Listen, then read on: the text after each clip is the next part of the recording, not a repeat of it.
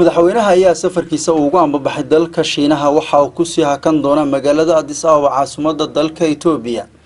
madaxweyne xigeenka ee qaar ka mid ah golaha wasiirada dawladda Puntland ayaa ku sii sagootiyay garoonka diyaaradaha ee General Maxamed Abshir ee magaalada Tangarawa caasimadda Puntland. madaxweyne Dani ayaa safarka Shiinaha waxa uu ku saabsan yahay arrimo ku aadan ganacsiga iyo fursadaha maalgashi ee deegaanada Puntland. madaxweynaha dawladda Puntland Saciid Cabdullaahi Dani ayaa sheegay in safarka uu ku tagay Shiinaha uu yahay mid Puntland horumar ku soo kordhin doona si la iskaga kaashado ganacsiga, maalgashiga iyo tiknoolajiyadda. waxaana madaxweynaha ku helinayay safarkiisa qaar ka mid ah golaha wasiirada Puntland. maalin axada oo 26 bisha May aan safar shaqo ugu baxaya dalka China aniga iyo wafdi wasiirro ka kooban oo ila socda. safarkaas waa safar shaqo oo ku saabsan sidii gobol ka mid ah gobolada China oo wax wada qabsi noo dhexmari lahaa dhinaca horumarinta ganacsiga iyo kala faa'iideysiga khibradaha dhinaca dhismaha iyo warshadaha iyo xoojinta xiriirka ganacsi ee naga dhaxeeya. waxaan rajaynaynaa muddadaas aan joogno inaan aragtiyo fiican kala soo noqon doono iyagana aan u sharxi doono fursadaha ganacsi iyo maalgashi ee Puntland leedahay.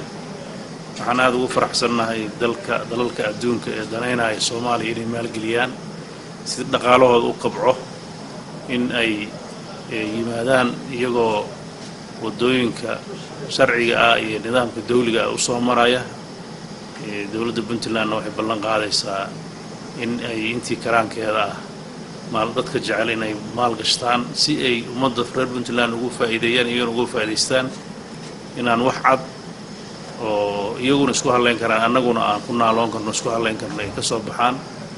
waxaa sidoo kale jecelnahay inaan ugu yeerno iyaga iyo bandamadii hore aan u tagnaba shirka maalgashiga ee Puntland ka dhacayo oo aan rabno khayraadka dihin ee dalkan leeyahay ee fudud khaasatan dhinaca kalluumaysiga iyo beeyada iyo waxyaabaha la xiriira wax soo saarka in aan noqoto meelaha muhiimsan ee la maalgelinayo. sidoo kale badeecad badan oo aad u sahlan oo sameynteedu halka ku sahlan tahay oo ganacsatada reer Puntland dib badan ka qaabsado inay dibadda ka keenaan baa jira.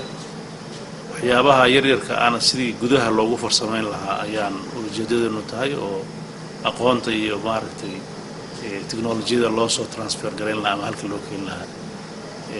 madaxweyne ku-xigeenka iyo dhammaan inta halka joogta iyo wafdiga raacay wasiirada kale oo nasii dhaweynaya waan uga mahadcelinayaa kulankan aan halka isugu nimid.